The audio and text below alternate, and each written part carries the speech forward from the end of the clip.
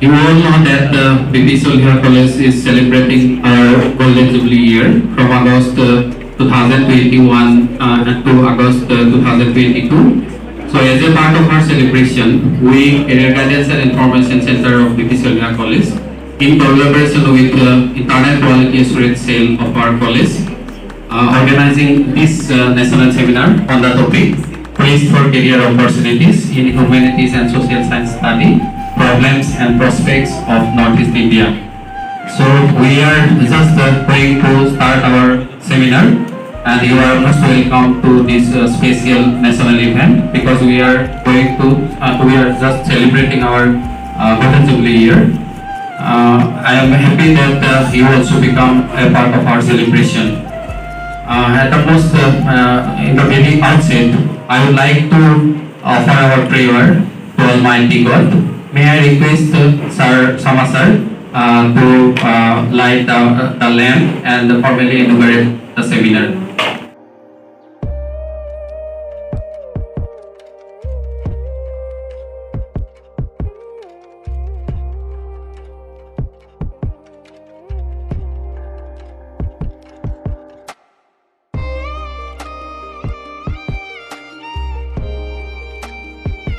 This inaugural function. May I now request our President Governing Body, Sir Samasaran Thakur sir, to come over the dais. I am now requesting Sir Dr. Bhagirathi Panda. He is Professor of Northeastern Hill University, Department of Economics, and currently he is the Honorary Director of ICSSR and NERC. Sir, please come over the dais and please take the seat of chief guest.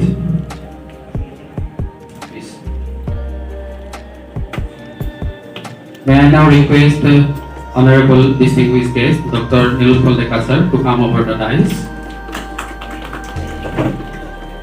Sir, please take the seat as guest of honor. May I now request our President, Sir Nur Alam sir. He is Associate. I think IQAC Coordinator is not here. My respected colleagues, students, members of IQAC and Career Guidance and Information Center, friends from press and ladies and gentlemen. It's a great day, I think it's a great day for the Victoria College, that after Corona disaster, for the first time we are assembled here and we are organizing a national seminar, and hats off to Career Guidance and Information Center and IQAC for organizing this same. I am feeling great for another reason that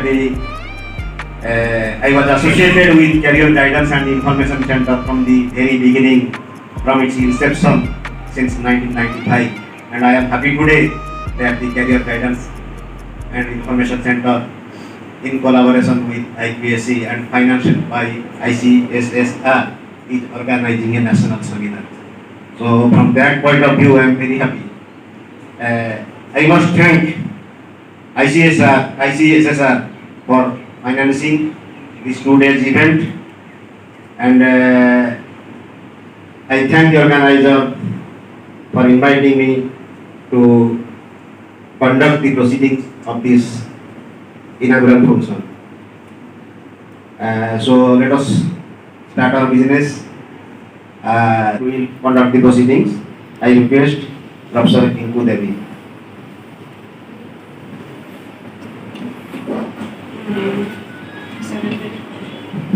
Good morning everyone.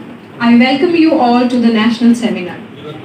Now moving towards the felicitation ceremony. First of all, we would like to felicitate our respected principal, Dr. Bibhuti Bhushan Panda sir, who is also the president of this inaugural program. So to start with, first of all, we would like to felicitate sir by a Phulam Gamosa, and to do this honor, I would like to call upon Anita Keot ma'am, Associate Professor in the Department of Geography.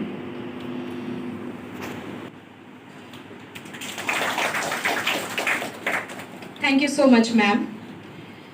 We would also like to gift sir with a file in the Department of Economics.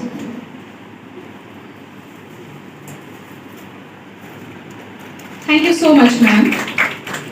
Next, we would like to felicitate respected Shamasaran Thakuria sir, ex-professor, Department of Assamese, presently President of the governing body of our college.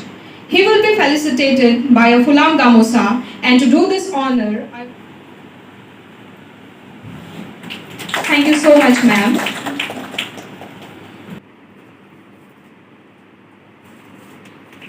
Thank you so much, ma'am. Director of ICSSR NERC Shillong, we are very happy to have you, sir. First of all, we would like to felicitate sir by a Fulam Gamosa, and to do this honor, I would like to call upon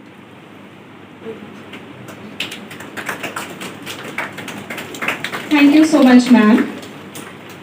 We would also like to gift sir with a small token of love, a wooden rhino. Thank you so much, Kriti. Thank you so much, ma'am. Next, we would like to felicitate the guest of honor of our national seminar, Dr. Nilotpal Deka, sir. Sir is an eminent freelance journalist. Thank you so much, ma'am. We would like to gift sir a small token of love, a wooden rhino, the pride of Assam. And to do this honor, I would like to call upon Ruby Busher, librarian of our college. Thank you so much, Ruby ma'am. Thank you so much, Ruby. Next, we would like to felicitate President of the Teachers Unit of our college, Professor Noor Alam sir, present head in the Department of Political Science. So first of all, we would like to felicitate sir with a Fulam Gamosa, and to do this honor, I would like to call upon Shainika Palita, Assistant Professor in the Department of Commerce.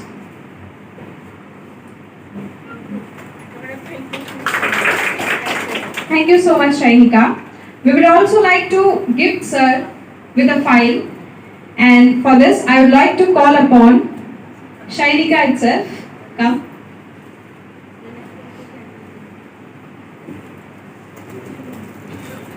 Thank you so much, Shainika.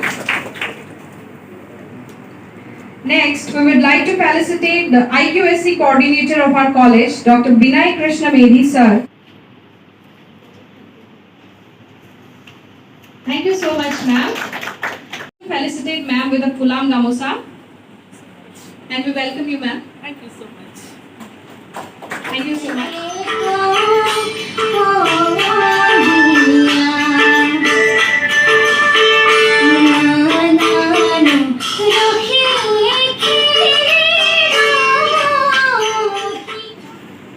সভাপতি মহোদয়, আমাৰ মাজত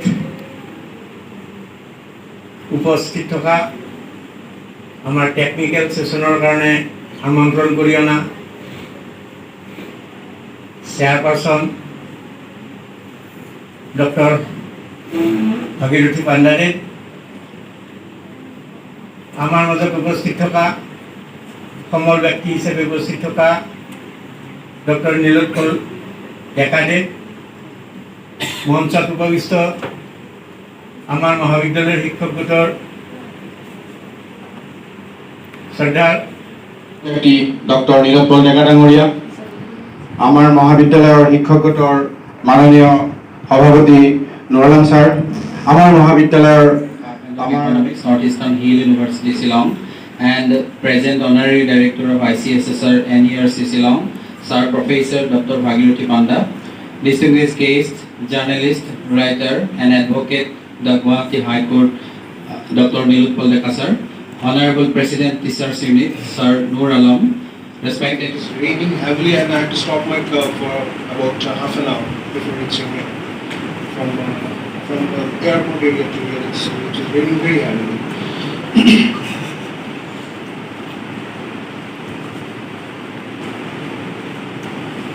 All the respected guests and the gathering, and Dr. Vibhuti Bhushan Panda, Principal of B.P. Soliha College, Professor Bhagirathi Panda, Professor, Department of Economics, Northeastern University, and organizing committee led by Dr. Troilika Deka and also the ICSSR.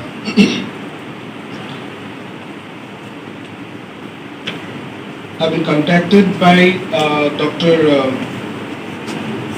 Troilika Deka for about 15 days back, and I was eager to come here and deal with because the theme of the topic of the national seminar attracted me. It attracted me a lot. Quest for career opportunities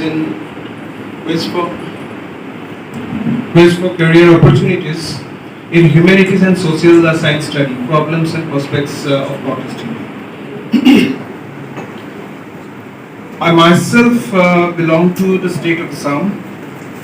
I belong to a family which is agrarian based. I am the second generation in Guwahati. My father used to be an advocate, and irrespective of any national policy, I always wanted to become an advocate, and at the same time, I always wanted to keep on writing in different forms. I started writing when I was in class 4, and then I continued. Now, coming to the legal profession, my success in the legal profession, there is a backdrop on which I can always bank on. My grammatical lessons from my father I can never forget. But I'm talking about all this, keeping in view the prospects and problems of Northeast India, career opportunities. After passing my Bachelor of Law, I decided to go to UK to pursue my masters in law. At that point of time, when I went to UK to pursue my masters in law, cyber law in India just adopted in the year 2000 in the manner and in the form of Information Technology Act 2000. I went to UK in the year 2005. Now, my career in law, my career in advocacy, if I see from the career opportunities in humanities and social science study, at that point of time, I had in the back of my mind, when the cyber law, cyber crime, cyber criminals, these are all virgin area. At that point of time, I decided to go there, learn what is cyber crime, what is cyber law. I was trained in Scotland here for how the cyber criminals attack, how to track the cyber criminals, and then the classroom studies and the theoretical studies. Now, when I returned, this is in prospect of when I'm repeatedly talking about career opportunities. You need to think of what are the things virgin in this area, what are the things that have not happened in this area.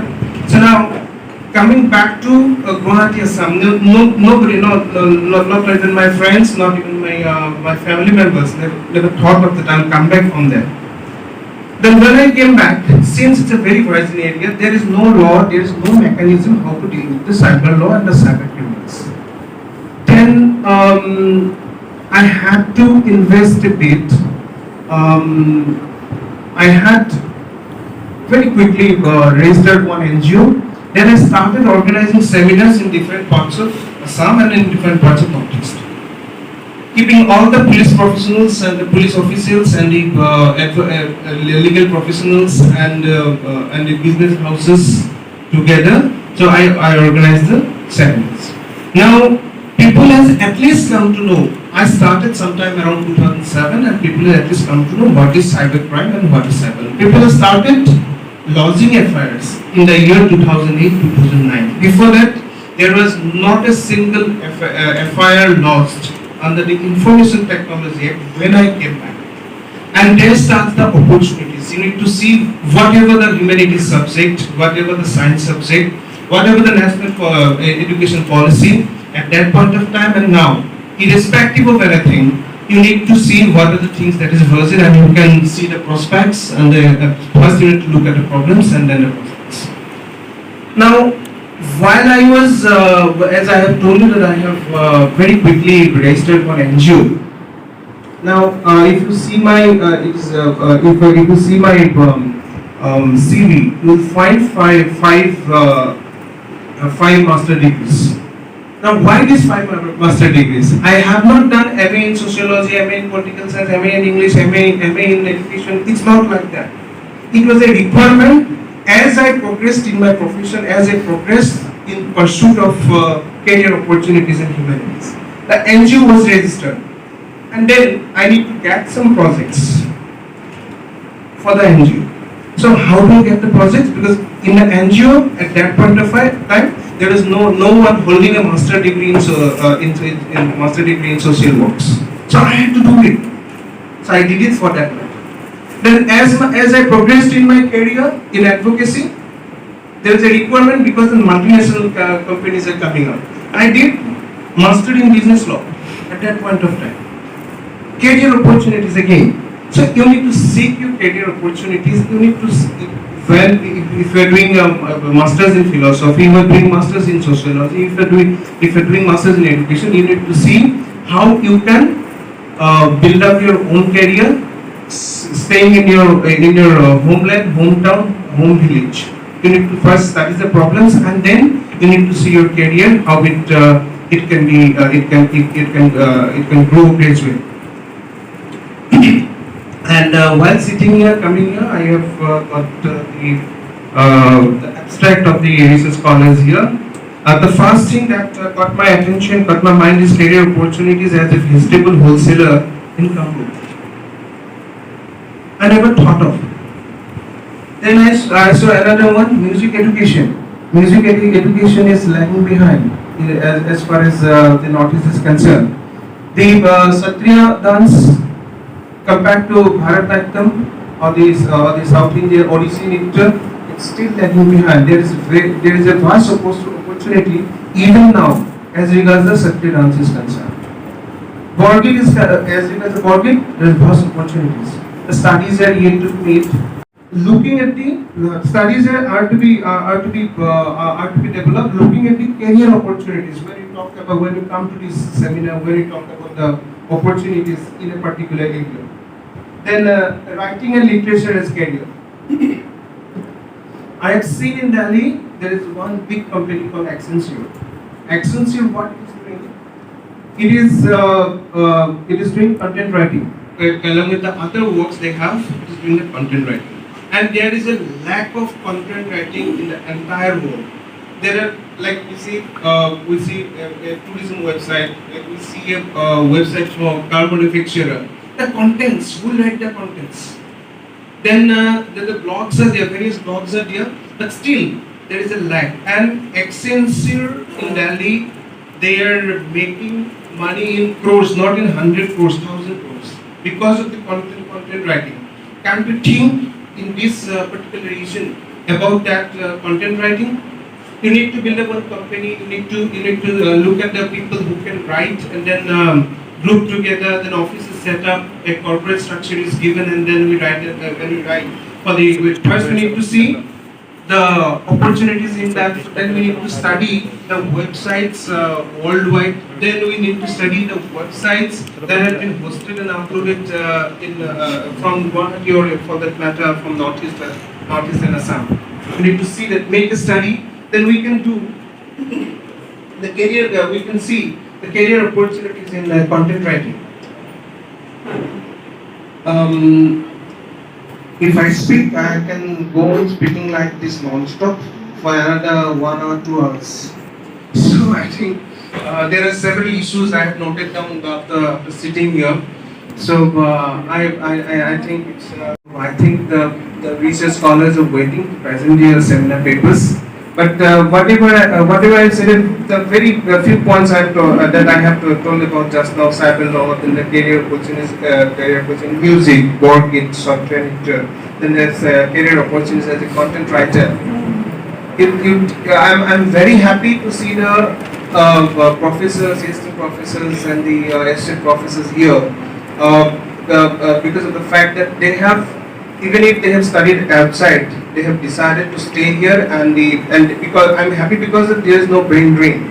I came back. I had lots of opportunities there. I could have stayed there and I worked there. But what I would have got, I would have got the pomp and pleasure, the luxurious life that I could have got. But that was not my not in my mind. I thought if I come here and then I deliver here. That is why the NGO was there, and then I started. I could work for the areas I worked. So I wish you all the best for the success of this seminar, and thank you to the August Gallery and all the distinguished guests and guys.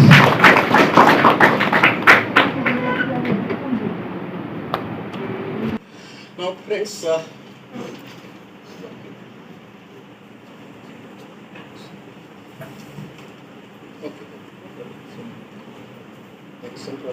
there's a paucity of time I could see, but then let me try to, I think, tell all of you what I feel that we need to do and where we stand when it comes to social science research in this part of the country, and for that matter, actually, social science, choosing social science as a career.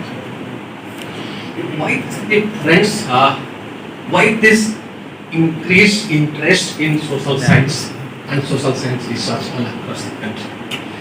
There are various scientists all across the globe are much more in demand, and that too they are heard intensely, is basically because of the revival of developmentalism at the global context. There is a revival of developmentalism. I will say the practice, the approach to development is gaining currency and gaining precedence on many other things at the global level. So this revival of developmentalism, and particularly in the context of this realization of the sustainable development goals, the Millennium Development Goals. So when all across the world, particularly the developing countries, are now in fact proposing and trying to realize many of the objectives of Millennium Development Goal and the sustainable goal objectives. In that backdrop, in that context, social science and social science research is gaining importance, and that's why social scientists all across the world are gaining importance, and they are heard, and it is opening up career opportunities for them. And contextual to that, I think we can all, discuss that and can understand that there are issues which are happening, I think, which are very contextual and related to the very survival of human race. For example, the issue of climate change, the very recent issue of COVID-19, then the kind of technological disruptions which is happening all across the world. COVID-19 is a classic example of that. And then there is increased psychosocial problems all across the world. Then there is a need to benchmark ethics in our business practices also, in our entrepreneurship. And the world is also becoming multipolar, and the geopolitical situations also, I think, are compelling everyone all across the world that there is a social science component in each of these issues that I have raised, and that's why we need to take the help of social scientists to overcome some of the problems which are cropping up because of some of these issues that I have highlighted here itself. So that's why there is a need for more social scientists. And the need for social scientists is no more simply confined. I was hearing Mr. Dekar, Nilotpal Dekar, he had already very lucidly explained the expanding scope of career opportunities in social sciences, including law. I would just like to bring here itself some more career opportunities which are there itself for young friends who are here itself in social science. It's no more confined to only, let's say, for example, institutes of education or universities and colleges. Of course, they are there. Schools are there, colleges are there, universities are there. So they do create opportunities for social scientists to be appointed as teachers, researchers, or professors, etc.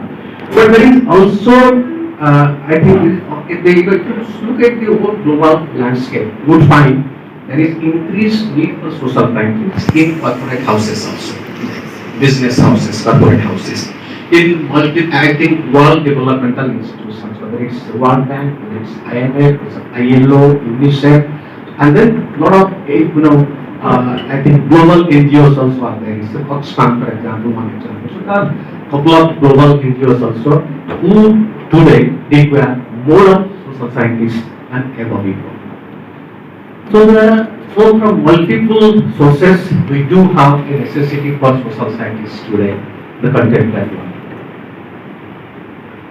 Social scientists can be appointed as teachers, counselors, researchers, analysts, all that.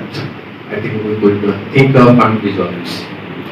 Now let's come to the Northeastern society and the region. Now I think all of you agree that this part of the country where all of us are living, it has undergone tremendous kind of a evolution in all dimensions of life and society, as you can think about it. During the last 100 years, its social space, its economic space, its political space, its cultural space, its technological space, its environmental space, its geopolitical arrangement. All these things over the last 100 years have undergone tremendous kind of evolution.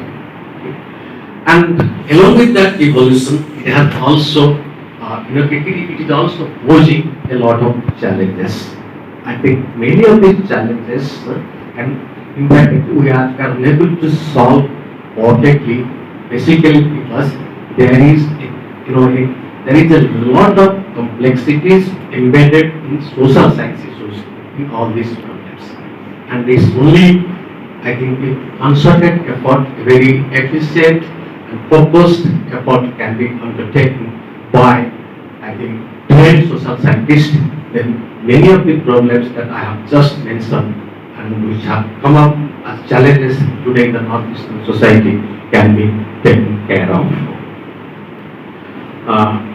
As you all know, the story of evolution of the Northeastern economy and the society is basically a story of evolution from a community-led agrarian society, what we call subsistence society, to one with having elements of government, market, community, and civil society. During that journey, all these elements today, I think, coming out, and all these stakeholders are there today in the development space in the Northeast.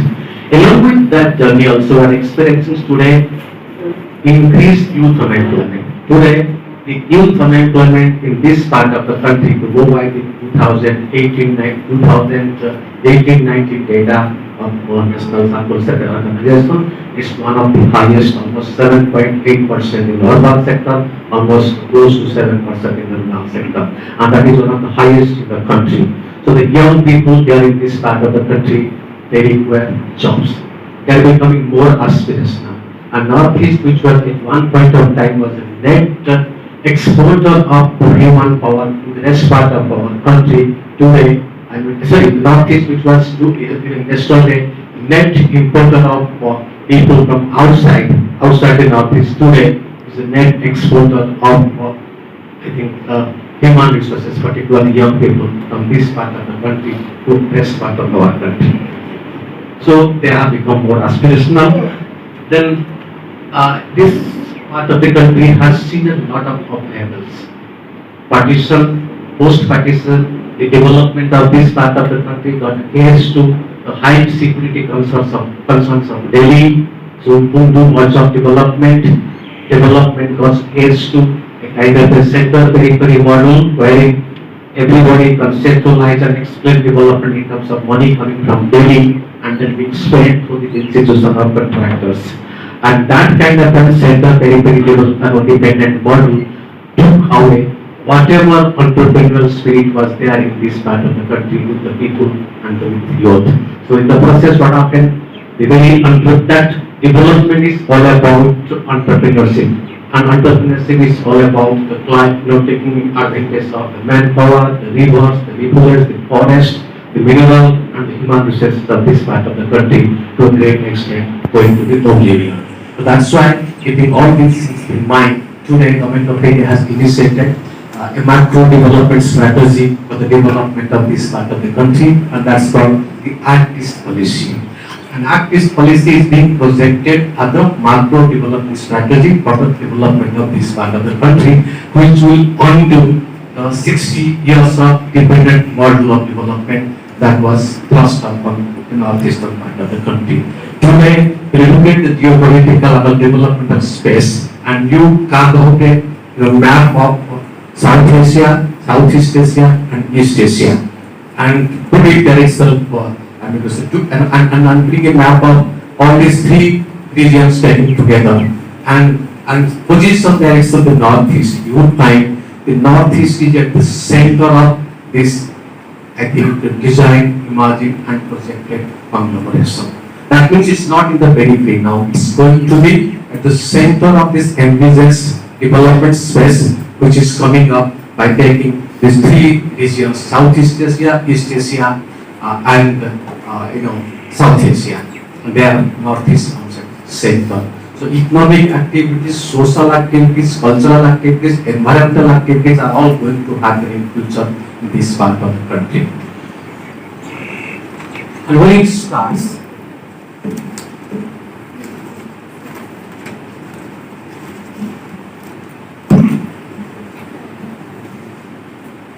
so when we are going to see this kind of an arrangement in the development space of this part of the country is going to happen, and it's, I will say, maybe the pace is a little slow, but then we are very sure that this is going to happen. And when it happens, actually,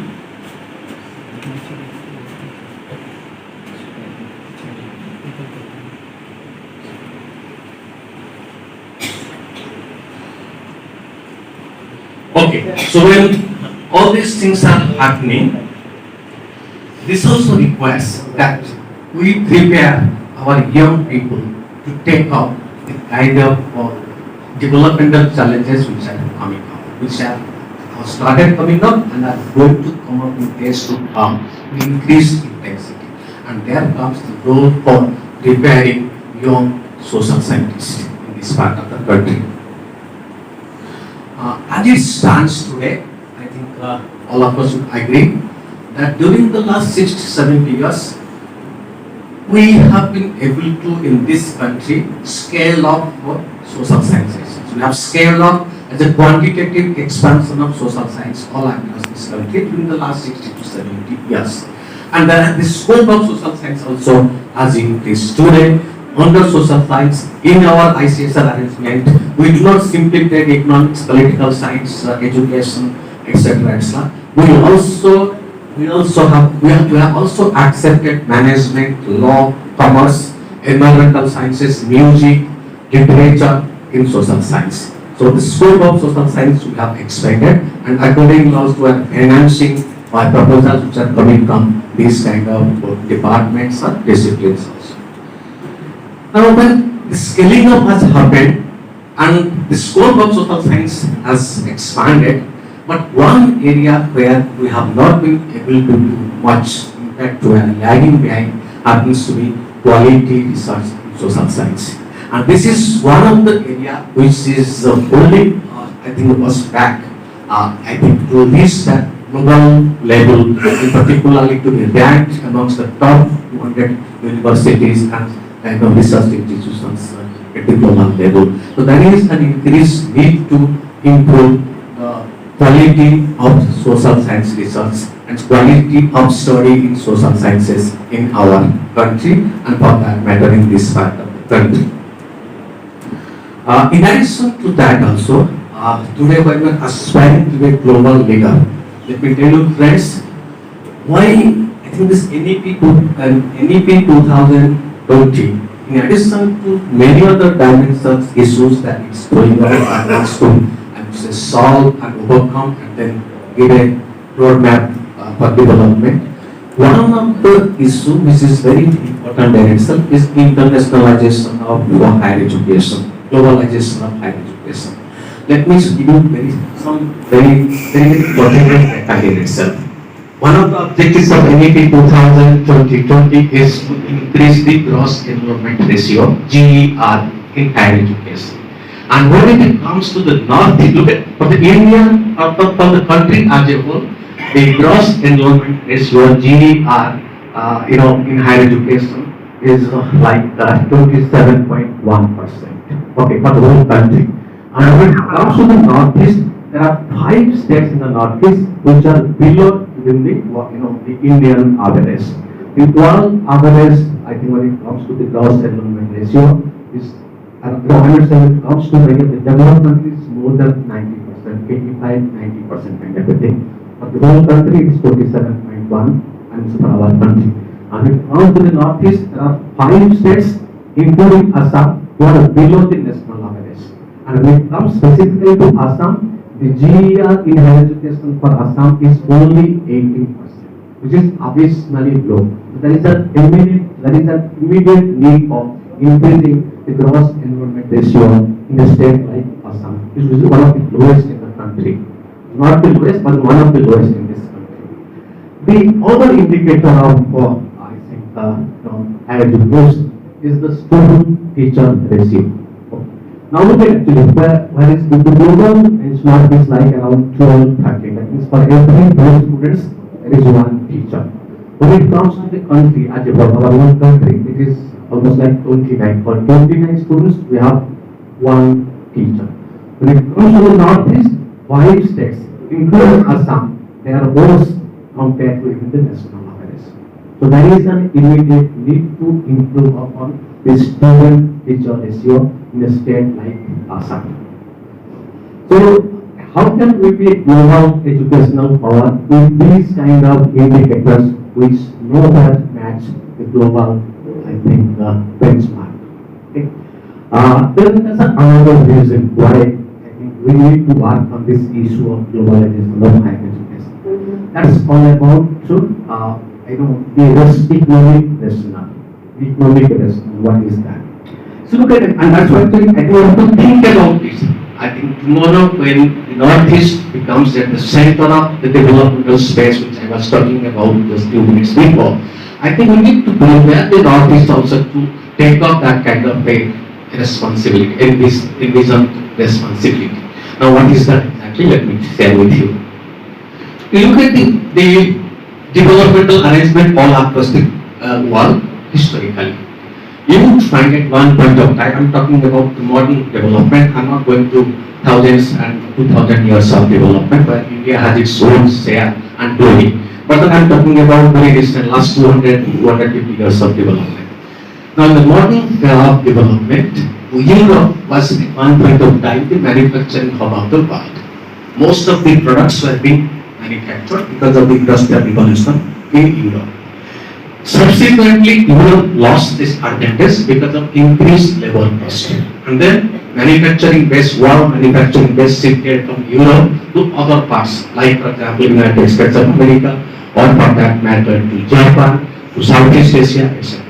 Subsequently, Southeast Asia, Japan also, they became high labor cost. When Japan, Southeast Asia also for a considerable period of time, they could earn a lot of money, they could earn a lot of capital, and they could develop by leveraging their industrial structure in their own countries. But subsequently, Japan, even Southeast Asia like Singapore, Malaysia, Thailand also became high labor cost economies. Then after that, what happened? The world manufacturing hub shifted to China. And almost for last 30 years, China is the worst manufacturing hub, and they have generated huge amount of money. I can still say that I got a fellowship way back in 1997, Chinese government advanced scholarship for 3 years study in China in some universities in Beijing. But then at that point of time, the Chinese economy was so poor, they were unable to give I think the adequate amount of maintenance cost. So government of India proposed to share one part of my, I think, cost of study in China. But today, 35 years, you can see, I think Chinese have so much of money, they are purchasing the whole world. In Africa, many of the countries in Africa, they are all purchased. Sri Lanka, a recent example you can see. Pakistan, you can see. One of my friends at one point of time said from Pakistan that we live with Chinese Pakistan now. So that's the kind of story that how Chinese over a period of really 35 years has become one of the, I think, richest countries of the world. That's the story of China. Why I'm sharing all these things? Even now, the level cost of production in China has started increasing. Okay, and that's why now they are now trying their best to remain competitive by leveraging appropriate technology, artificial intelligence, and all these things. We do not know exactly how it's going to behave, how it's going to impact, but the Chinese would still remain competitive in the manufacturing space, or manufacturing space will come to countries like India, Bangladesh, etc. Some manufacturing activities are being shifted to India and Bangladesh, Vietnam, of course. But what I wanted to tell you is that the moment these countries like Europe or Japan or for that matter Southeast Asia and for that matter China, they realize that they are losing their advantage in the manufacturing space and their national income is going down. So what they did, they started leveraging high-end services to earn more and more income from all across the world. And traditionally the services which were, I think, resorted to by them used to be, let's say for example, tourism, insurance, banking, medical services, etc. But very recently, education as a service is being exported by many of these developed countries. Whole Europe now, for example, you go, I think developer technology was there itself, you might have seen, and this today also the situation has much more changed. In Europe, when you go, you will see in many of the universities, it is the Asians, teaching Asians, but the place is only Europe. I'm going to say most of the students are from Asian countries. The teachers are also from Asia. So Asians teaching Asians in European land. Similarly, also the same kind of situation is coming in the United States of America. So what I wanted to tell you is that most of these countries, developed countries, who lost their advantage in manufacturing, have resorted to different kind of services, and very recently they are into exporting education services as a source of generating huge amounts of foreign exchange. And very recently the Chinese have also going to adopt the same path. Today, I think earlier 5 years before, we did have a significant number of Indian students in Chinese universities. Today, if you go by the 2020 data, 15,000 Indian students have gone to China for higher studies. So that itself speaks of the fact that the Chinese are also preparing themselves, I think, to prepare their educational system to earn huge amounts of foreign exchange. And because they are aware of the fact that the manufacturing advantage they are going to lose in days to come. Now, in that context, the see where we as a country stand. Have we prepared itself? Have we prepared ourselves? Look at actually, in 2020, the total number of foreign students who came and studied in India was only 49,000. 49,000. And that too, 96% of these 49,000 students were on bilateral. They came to our country for higher studies on bilateral exchange arrangement. Means you do not get, see, we send some students there and they send some students here. So we do not get a single pie when they do come here itself and go for their higher studies. So education as a sector and leveraging that to earn foreign exchange as a source of income for our country is almost non-existent in our country. But if you want to be global power, you have to also think about exporting educational services to other parts of the country by inviting students from this part of the world so that they can study in our educational institutions and we get that foreign exchange. So that's one of the need for the economic rationality of globalizing our higher educational system. And when we think that Northeast, I think is having ample opportunities. I was for 1 year in Thailand in one university, as a visiting professor. I could see there itself how the Thai students go to United States of America and Australia, New Zealand for higher study. Higher study spending thousands and lakhs of dollars. Now spending one third of that, if they do come here itself and get study and get higher education from our universities, institutes of excellence in this part of the country, Northeast, I think we would be much more beneficial. And there is a cultural continuum there itself, the cultural capital. And you say, when the Thais come here itself, if they are in other parts of the country, they won't feel that, I think, and they won't feel at home. But in the Northeast, if they are there itself, the food, the culture, I think is very akin to many of the Southeast Asian countries. So they would be much more, I think, acceptable, and they would be much more happy to be here in this part of the country than any other part of our country. But we have not been able to create that infrastructure, that arrangement in the Northeast. That's why there is a need for creating that kind of infrastructure, and when that kind of infrastructure comes up, the arrangement comes up, there is a huge demand for our social scientists to be in this kind of rest of the institutes to can have it in this part of the country.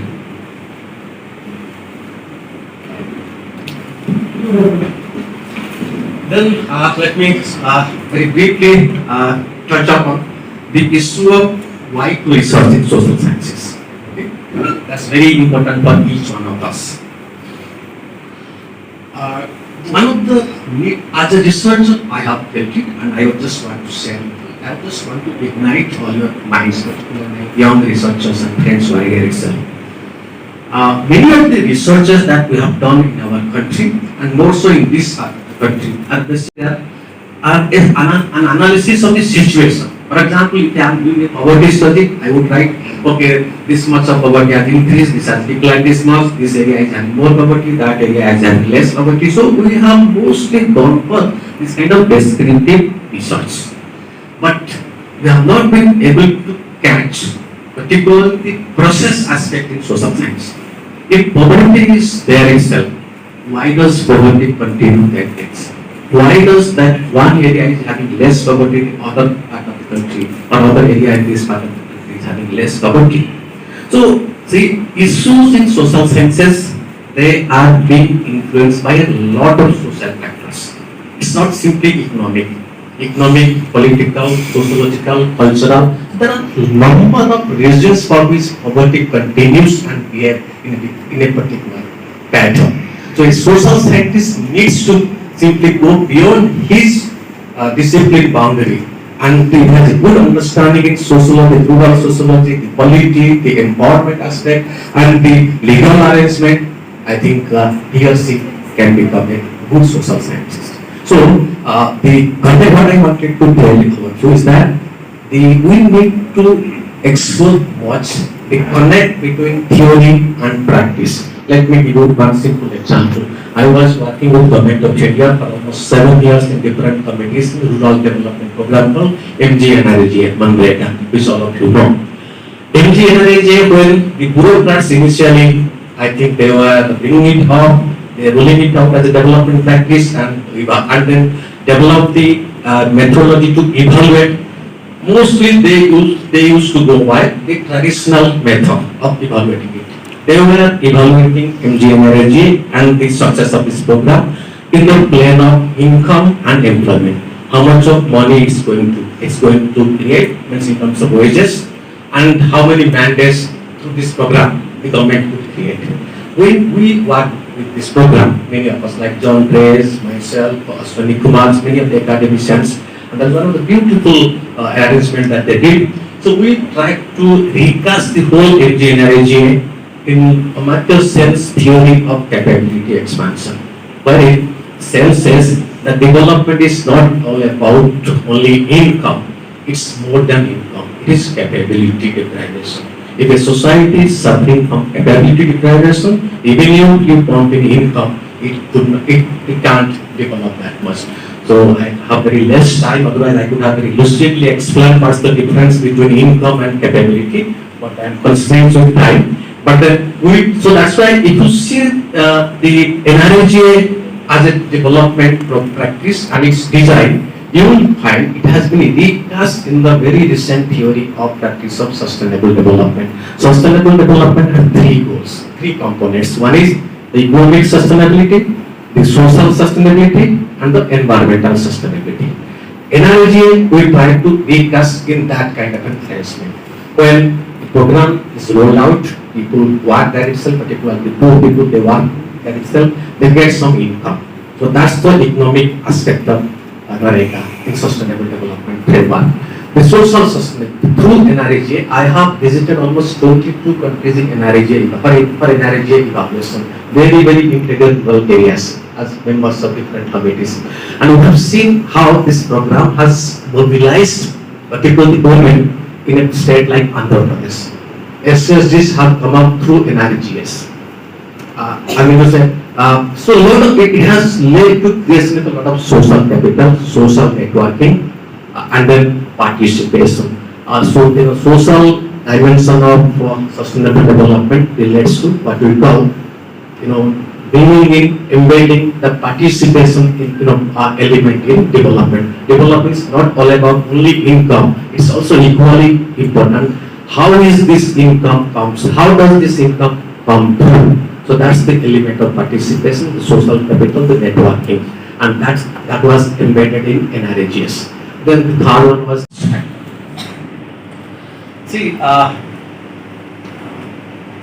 when it comes to development of this part of the country, many of the issues of development are not purely economic. Let me ask you a simple question to the house. When ask any student in economics or in social science that why is Northeast comparatively underdeveloped vis-a-vis the western part of one country, what would be the answer? My student answer, sir, there is lack of capital. There is lack of money. But then that's not the reason. Today, the CD ratio, the credit to deposit ratio of the Northeast is one of the lowest in the country. It's approximately, I think, 33 to 34%. That means out of every 100 rupees that the banks mobilize, in Northeast, only 34 rupees is given in terms of loan to potential entrepreneurs and others.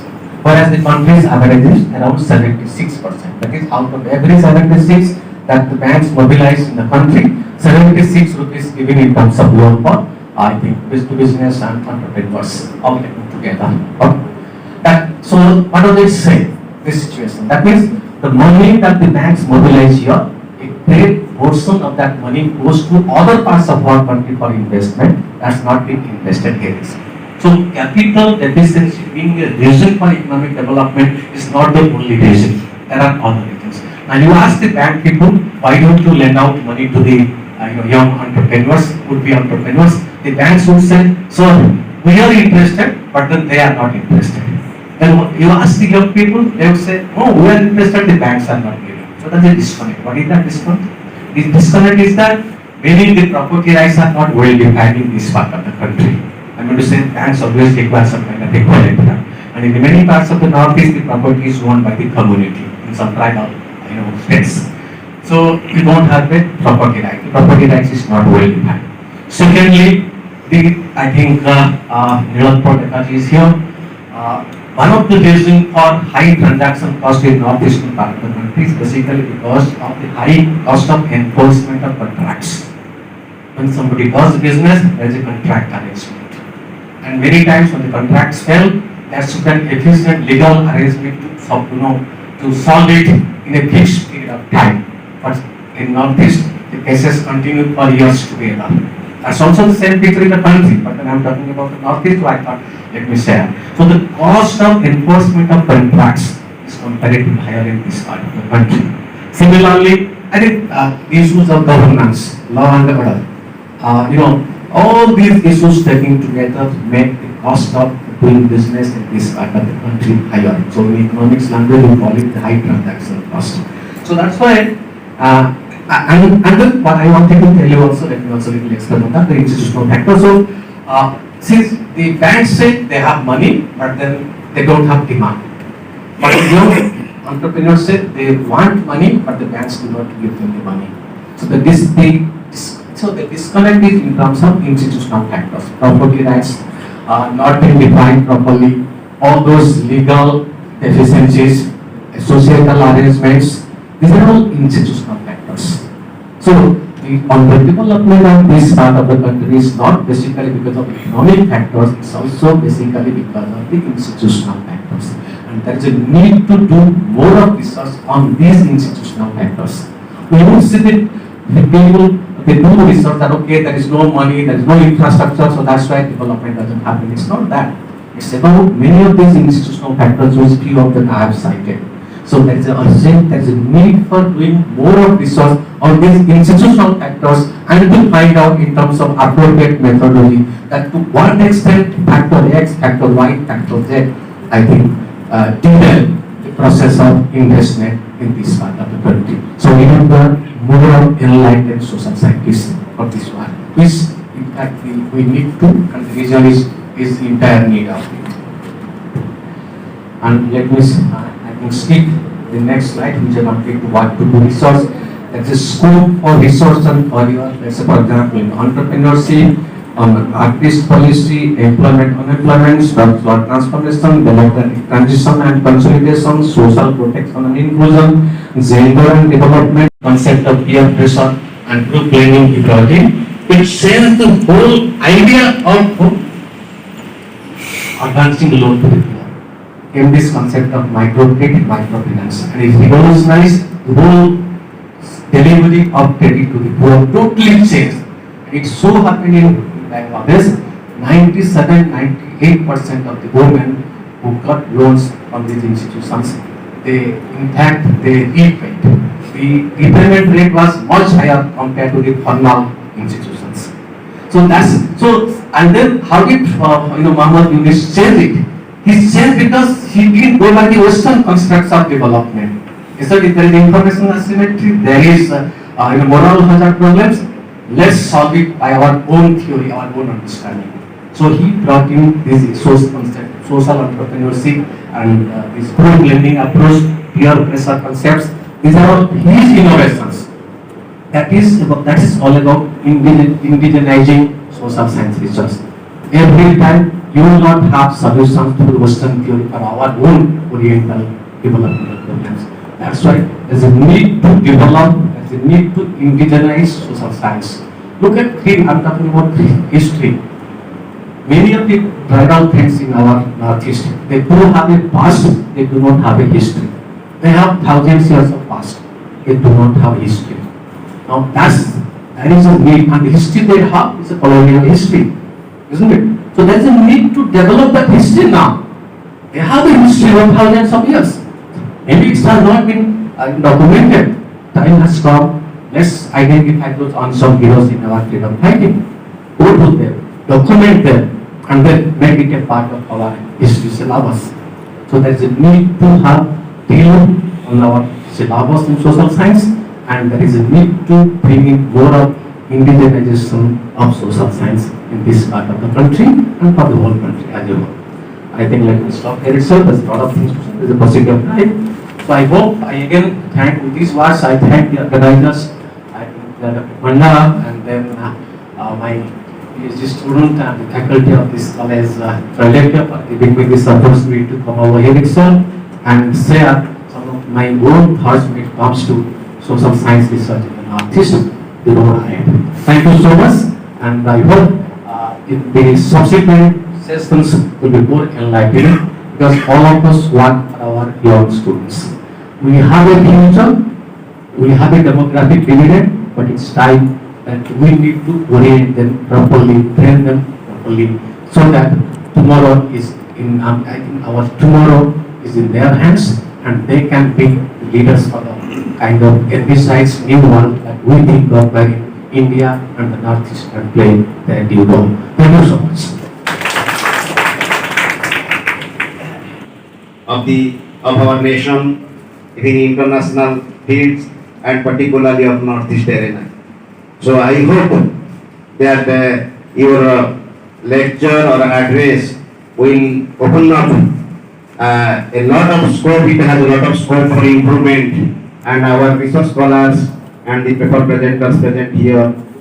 In their paper, definitely they will touch upon various aspects of this promising topic. So I thank you, sir, for coming over to our college and delivering the keynote address. So the next agenda is the president's remark. Now it is late. Still then I will only point out 2-3 things. India has a great heritage of ancient education. We are proud of our education system.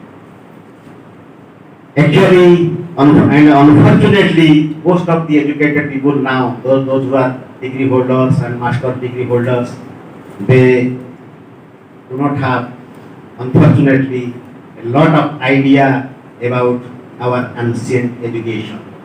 The system that was prevailed during Vedic period. Many of us, although we are highly educated, we do not know that the 14 Vidyas, 14 Vidya village because 14 Vidya was there, and the 14 Vidyas because क्या सिले Jari Veda, Jari Upaveda, and 6 Vedanta. These are 14 Vidyas. In ancient Indian society, these 14 Vidyas were practiced, and 64 Kalas, 64 Kalas were there. Now we are speaking about skill education, skill development, vocational education. We are trying for last 60-70 years after independence. But all these things, basic things, were there in our ancient education system. But unfortunately, during the transition and also in the modern British period, the genuineness of Indian higher education system, the gems of Indian higher education system were somewhere lost. And the Britishers, they wanted to create clocks for the companies, and we are still following in some aspect or other the British system of education. This affiliating colleges, affiliating colleges was a concept of London University. London University, we are following that. Affiliating colleges, we are affiliated to Guwahati University. This system was created by London University. Now, for a long time, London University has abolished this system, and we are still following this affiliating system. Because we do not prepare syllabus. Some of our friends, the lucky friends, they prepare the syllabus, and most of our teachers, we are disseminator of knowledge. We are not creator of knowledge. This is I think, a course on higher education of India or Northeast India. We teachers should be given knowledge, skill, and proper attitude to develop our syllabus only. I hope the new education policy, which is at its nascent stage, new education policy 2020, and it opens up a lot of challenges for particularly our teachers, college teachers and university teachers. They will not be the disseminator of a syllabus and take examination. That concept has gone. If we will hand over to this type of concept, in near future, our jobs will be abolished. Because in modern society or in the contemporary society, that is why our choosing of this subject has been appropriate. I must humanity, the barriers, science and in between is breaking. And in new education policy, you will find a lot of flexibility. Some part is doubtful because with the recent infrastructure that is available in schools and colleges, the implementation part is doubtful. The government and society will have to do a lot to develop the infrastructure. And most important thing, what William James has said, the great psychologist William James has told one thing. He has told one word which changes the world, that is attitude. Attitude. If you have a positive attitude, if you are willing to learn, if you want to develop, then you can change the world. In most cases, you will find, unfortunately, the teachers, the professors, they are satisfied with their status quo. They do not think, they do not see what is happening around them, and they see that we are happy in our own house, but the things are changing very fast internationally and nationally. We have to cope up with the changing scenario so that we will survive. There is a new concept that is parallel education. We have two types of education. One is government, public education, running. So this is called parallel education. Parallelly, two systems of education are advancing. So if we will not be careful, we will lose our identity, and the days are not far that we will lose our jobs. So the satisfaction that is among our teachers, and they see that we are very much satisfied. It is. I think it is transitory in the present and future context. So I will not speak much. I think this seminar we have I think as far as the information with me, 38 to 40 papers have been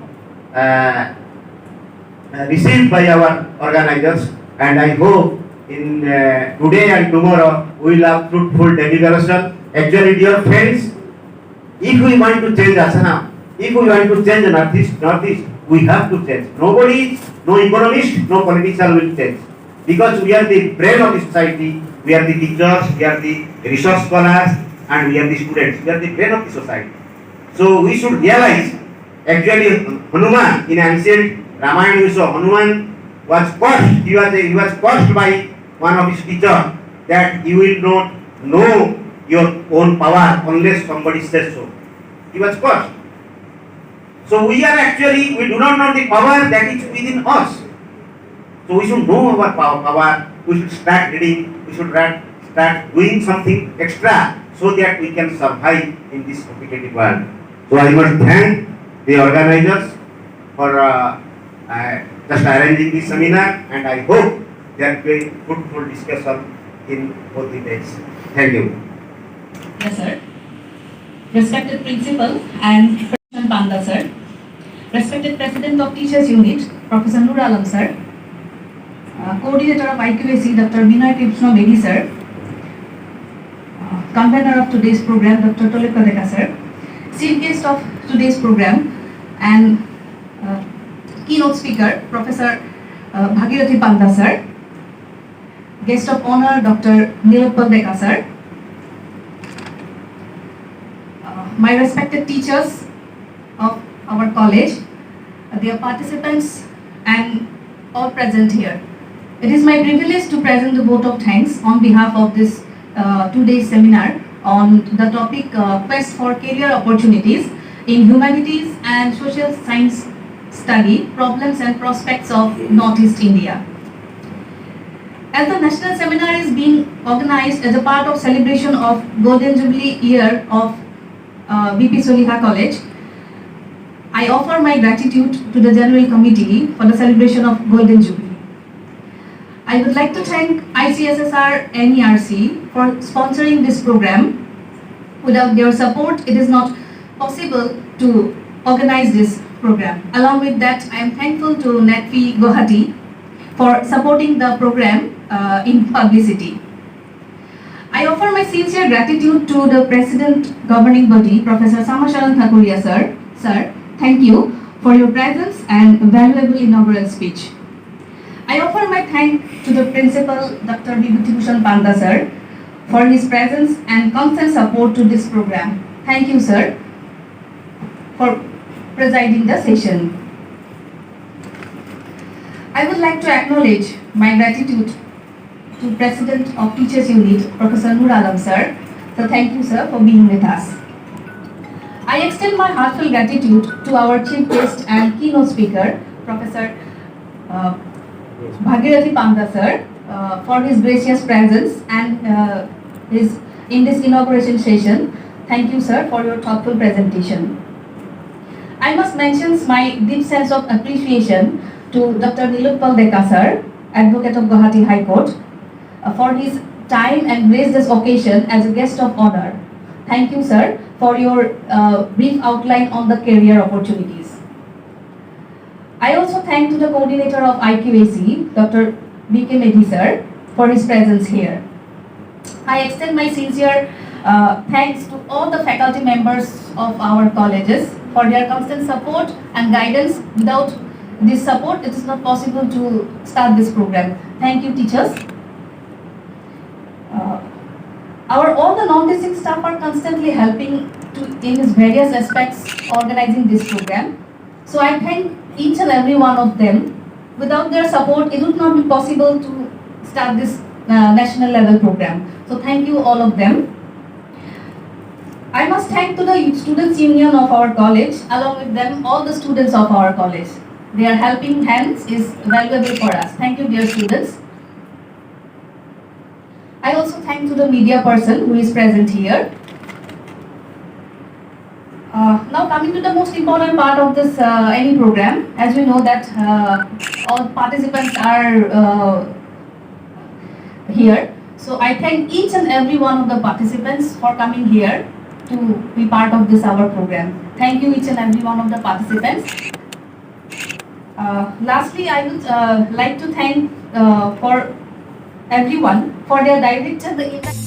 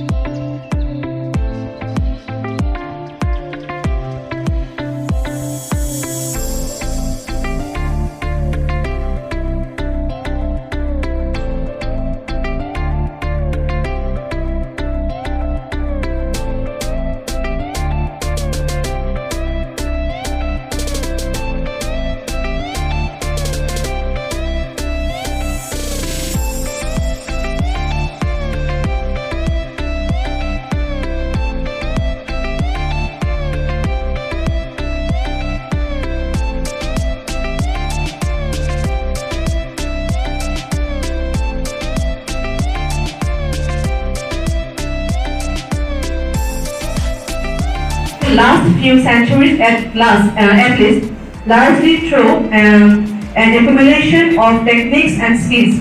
These well-guarded skills and techniques being handed down from father to son or from guru to shishya. Thus, these emerged in India the tradition of a self-immersed musical culture confined usually within the charmed circles of few gharanas, in most cases inside their closed-door milieu. These gharanas would be primarily concerned with the perpetuation, apart from other states of India. Northeastern states do not practice such type of gurukula or gharana education. Aspect of music as a social science. So why music is social science? No doubt, music is a social science. Music is a counterpart of human culture. No other form of human culture throughout the history of human civilization has such kind of power to create or recreate a society. There are many branches of music study that have evolved to understand properly the scientific aspects of music, aesthetics of music, philosophy of music, ethnographical and anthropological dimensions of music, even the economics of music. Musicology, ethnomusicology, and folk musicology are the examples of such divisions of music study. Focuses on the following: theory of music, history of musical instruments, music education, ethnomusicology, aesthetics of music, psychology of music, performance of music, scientific inquiry of music, and scientific analysis of music.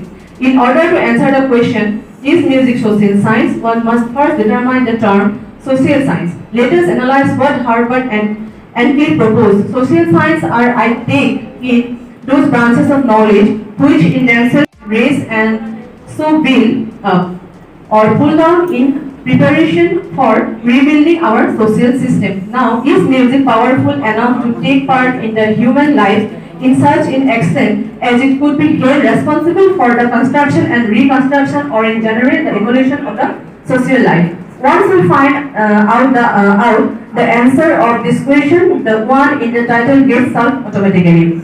Our social life is nothing but the expression of the cultural behavior which facilitated as well as regulated by some elements like the custom, the religion, belief and so on. Music is just as another media contributing to the learning, process of those behaviors. Music stores the information and materials of the previous customary behaviors which are subject to flow from generation to generation and thus contributes very much in the construction of the society.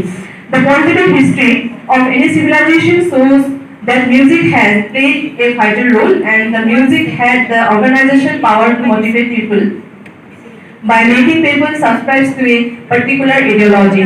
Thus, music has the capacity to reconstruct the social life. Now, the role and importance of music.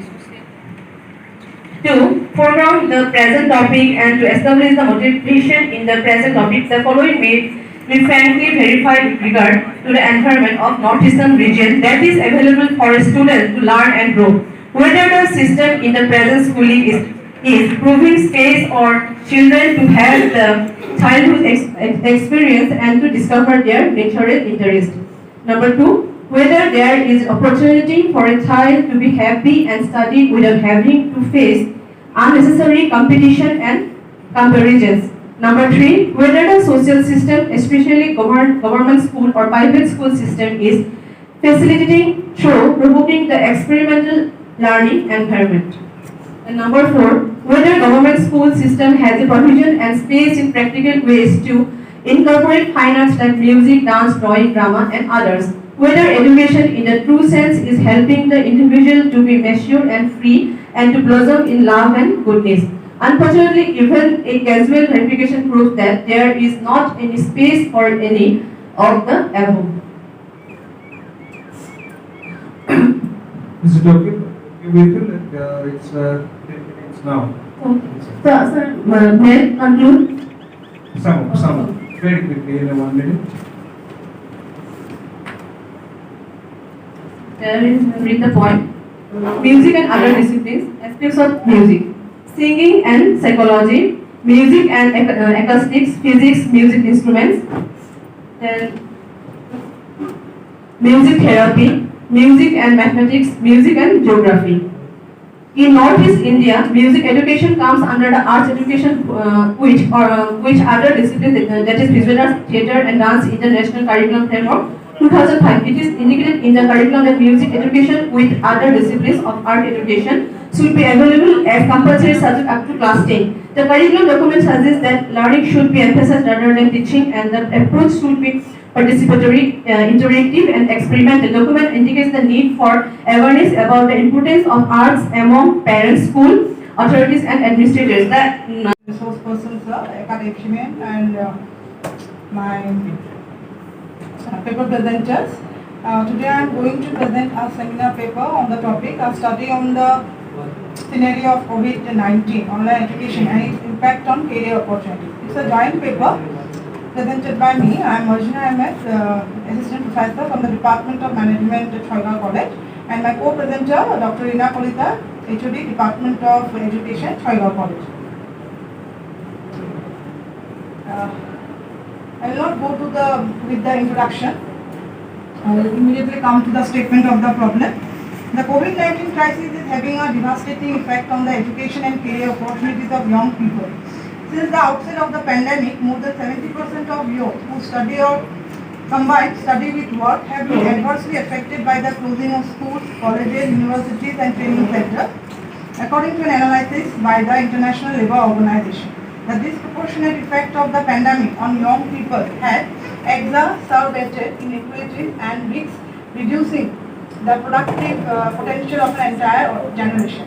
The pandemic is inflicting multiple shocks on young people. It is not only destroying their jobs and employment prospects, but also disrupting their education and training and having a serious impact on their mental well-being. Objectives of the study. The following are the objectives of the proposed study. First, to study the impact of COVID-19 on online education. Secondly, to study the effects of COVID-19 on career opportunity. Thirdly, to suggest effective measures if any. Methodology of the study. Research methodology is a science of studying how research is to be carried out. It is a systematic way to solve a problem. Research methodology deals with the research methods and take into consideration the logic behind the method. It is a statement given by Kothari. Research design The nature of the study is both exploratory and descriptive. It is exploratory as the study aims at identifying the impact of COVID-19 on online education and career opportunities. Source of data. The study is based on secondary data. The data is collected from newspaper, magazines and articles. The literature review is done by online available studies and journals. Limitation of the study. The study is fully based on secondary data and the collected data may not be sufficient and accurate due to lack of time.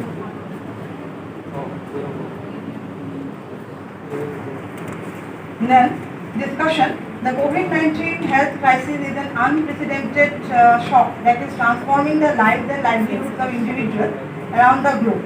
The combination of fear of infection, public guidelines and great uncertainty produced a sharp contraction in economic activity and disrupted global value chains with a deep and widespread shock to the labor market.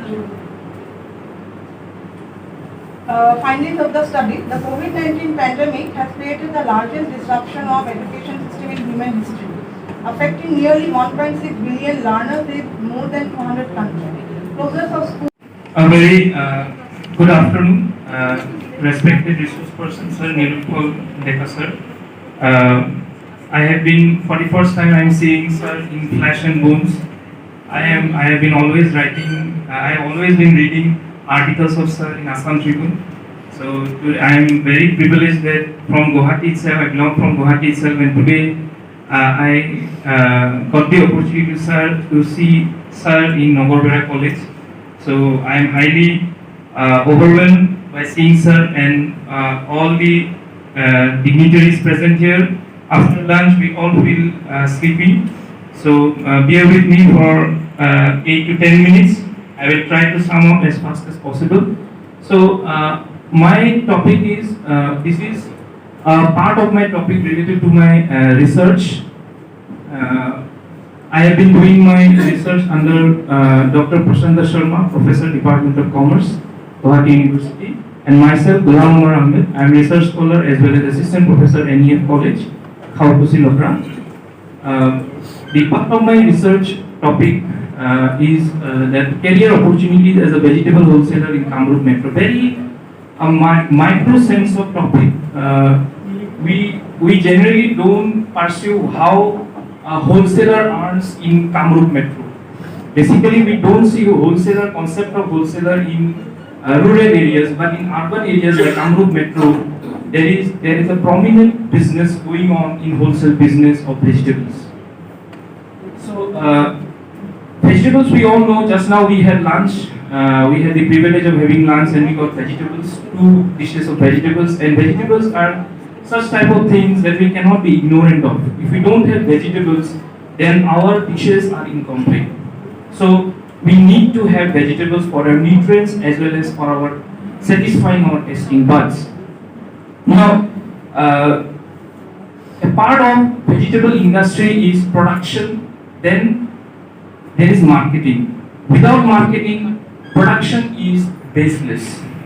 If there is production only, who will buy? So we need a definite marketing chain distribution channel, and out of that distribution channel, the part of my topic is wholesaler.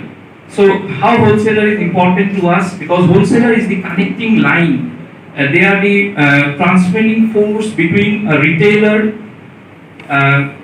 to the customers, us individual customers, and they bring the goods. They are in connect with the traders as well as the farmers. So wholesalers play a very important role for where we are getting income. In rural areas it may not be relevant, but I am here saying my area to be in Kamrup Metro. So coming to my part, wholesalers, they play a very significant role in Kamrup Metro.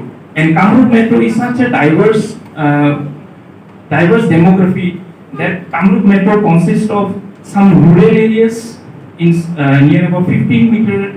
If you go to 15 kilometer radius, you will see rural areas as well as semi-urban as well as urban areas. So it's a very diversified area relating to Kamrup Metro.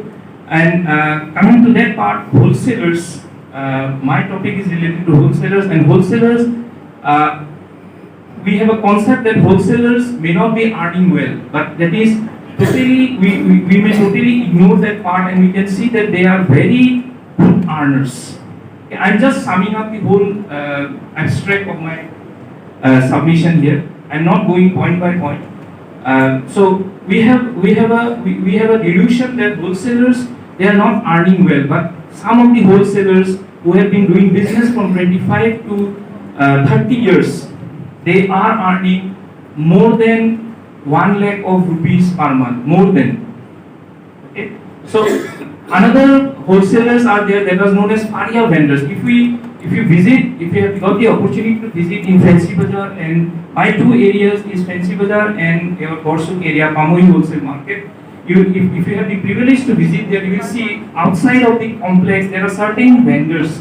Those are totally illegal business that has been going as a nexus between the committee members and the vegetable vendors. They are basically known as paria vendors. And those money, whatever money they get collected, it directly goes in the pocket of the committee members. It does not go to the government. But the wholesalers who have the license, who have requisite number of shops, they have certain room numbers. So they are doing business, and wholesalers, they earn very well only during off seasons. Okay, off season is that season where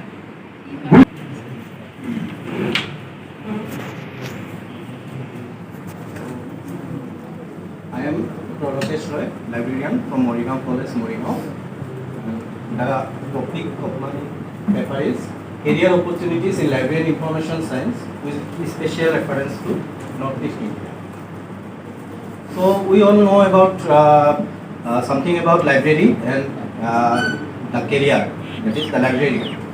So previously library we all recognized as just a warehouse of books where books are kept and nothing to do with the books, only for preservation purpose those are kept. But gradually the scene is completely changed, and now it is the libraries become the information centers, and the role of librarian also changed.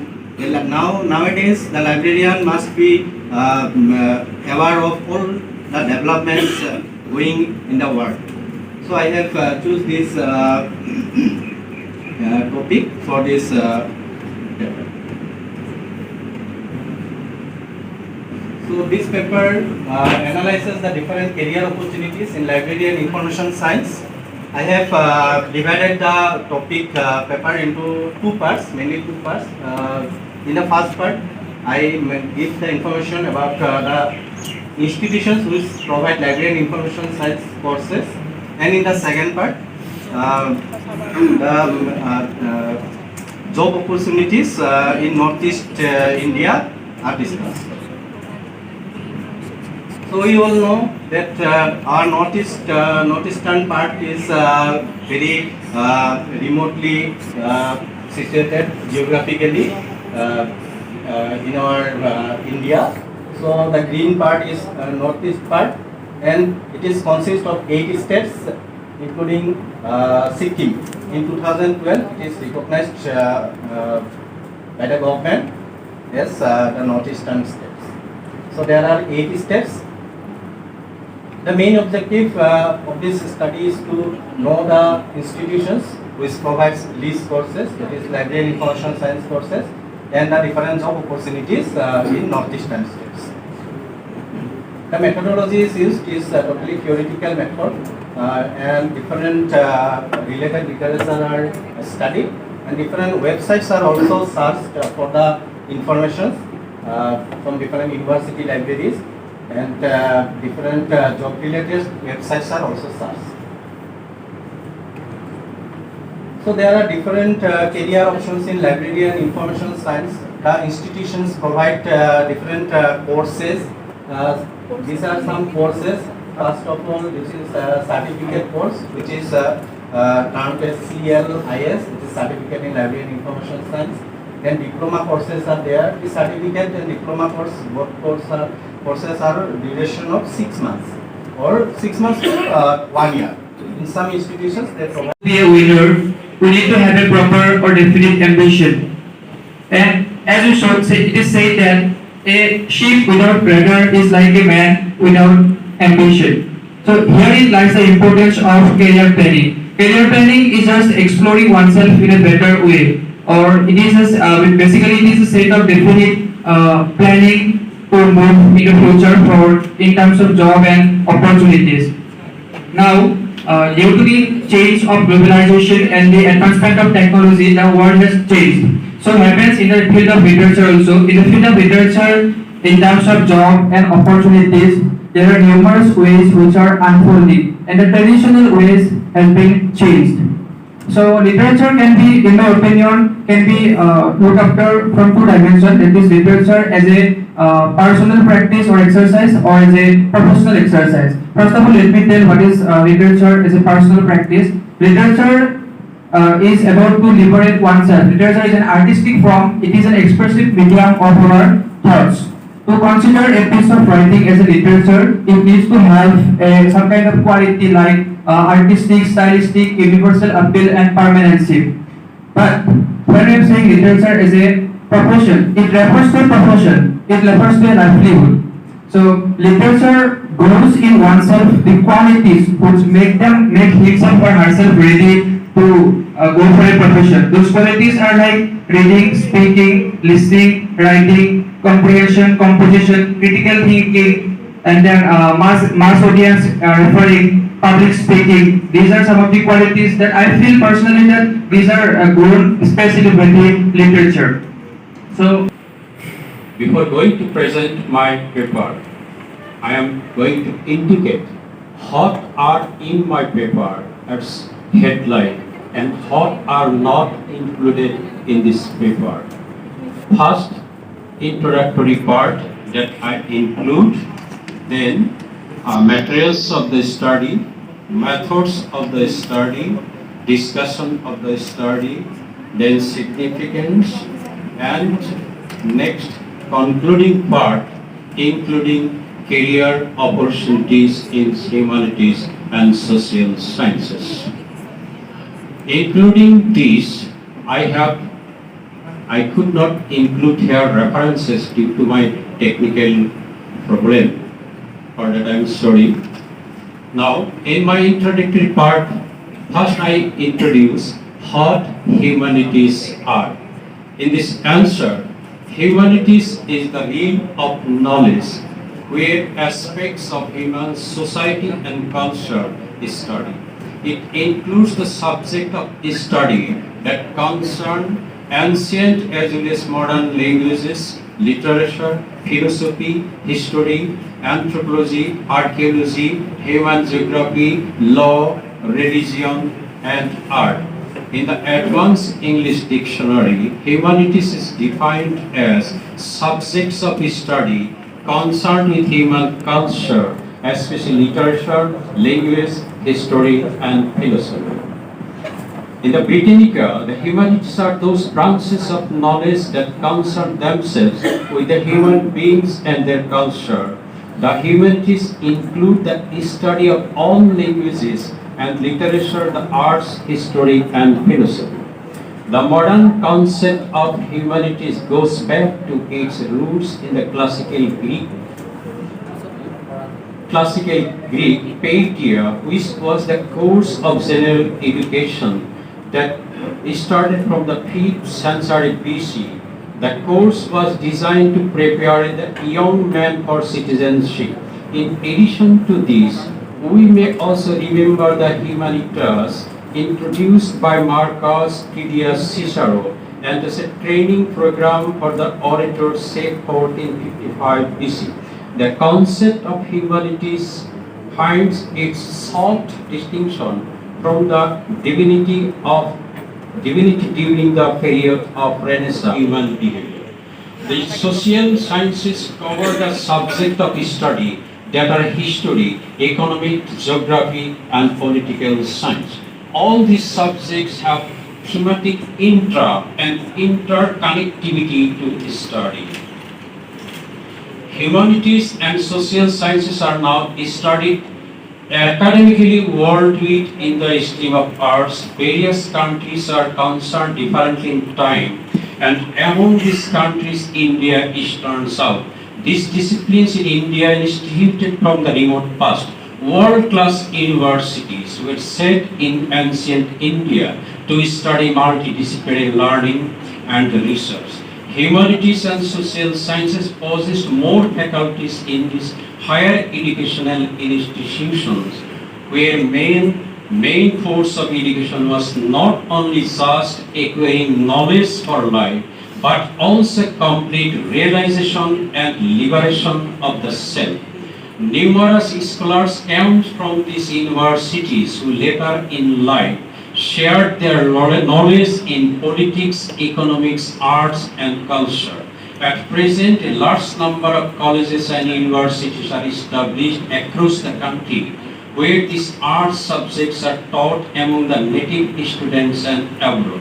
In school education too, humanities and social sciences are entitled as subjects, while in university are determined as the national education policy main part that I am going to read here. National education policy. Before national education policy, several education policy passed in India. Before it, recent passed national policy on education 1986 and again modified in 1992, where humanities was also an important issue, where three languages were introduced. And when come National Education Policy 2020, here is a great sense are shown to in our Indian institutions. The National Education Policy was 1986. It was emphasized on training human resources who contributed to value chain of development. But the National Education Policy 2020, it is yearns to create human resources who will generate value propositions. This is the significant course of this policy. This policy, after 34 years of national policy on education 1986, is the first education policy of the 21st century, aiming to provide equitable access to the highest quality of education for all learners regardless of social or economic background. For this of quality education, changing is compulsory core to succeed. Research person, honorable guest, respected participant, and honorable host. My paper on the topic background and development of Arabic language in Assam, an analytical study. I will try to discuss here about the origin, about the background of Arabic language. When this language introduced to Assamese people,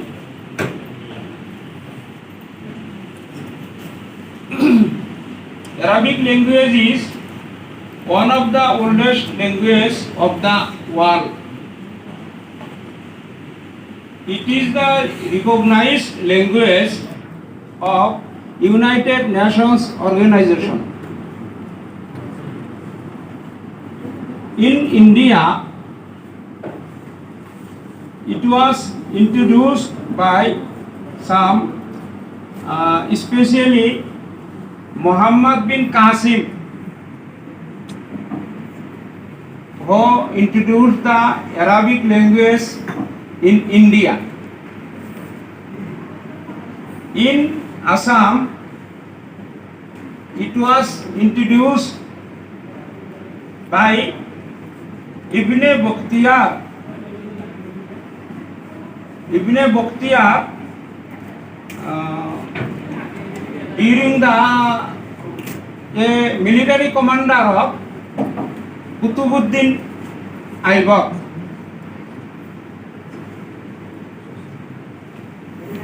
Many prominent Islamic figures like Hazrat Nizamuddin Khaja Mainuddin, Amir Khusru also tried to spread the Arabic language.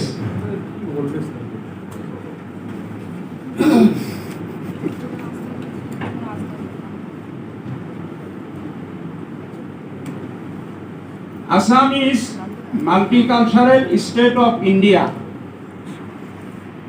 So much community dwells here, considering as their motherland. Though Assamese language is used as official language, but other language is. So today now we are at the end of today's program, technical session. While winding up the technical session of day 1 of the national seminar for career opportunities in humanities and social sciences, I would like to thank our honorable chairperson of today's Dr. Nagarbera sir, who is a versatile personality with many field experiences. So we would also like to thank all the guests who come over here instead of this hard weather condition in the summer location of Kamruk district. I'd like to thank our principal, Dr. Bhushan Panda sir, who helped us in organizing this seminar. We would also like to thank Professor Syamasaran Thampuria sir, President of Government Body.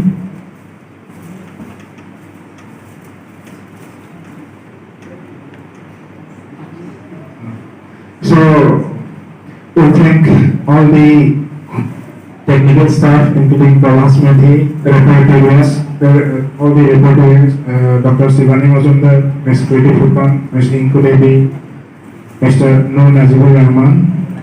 I'd like to thank the student union members who helped us in conducting this seminar. Now, I would like to call upon the participants one by one to take their certificates from our honorable chairperson, sir. Is Dr. Parismita Sarma present here? So, next, I would like to call Ghulam Kodam Ahmed, Research Scholar, Department of Commerce, Guwahati University. So, Dr. Parismita Dr. Alakas Rai, librarian, Moregaon College, Moregaon.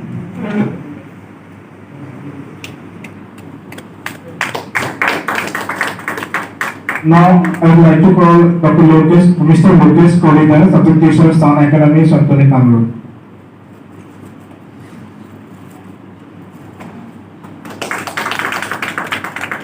I would like to call Marzina Ahmed, Assistant Professor, Department of Management, Soigaon College, Soigaon, and Dr. Reena Kolida, Assistant Professor. So, I think both are absent. I would like to call Dr. Jamaluddin Ahmed, Assistant Professor, Department of English, Samori Anchalik College. Dr. Jamaluddin Ahmed.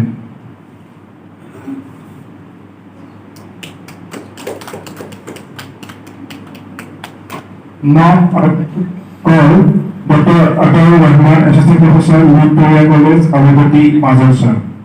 Dr. Atal Rahman.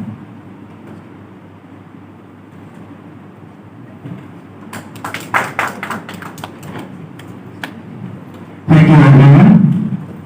For this, I'd like to conclude the day 1 of this national seminar. We will definitely meet tomorrow at morning.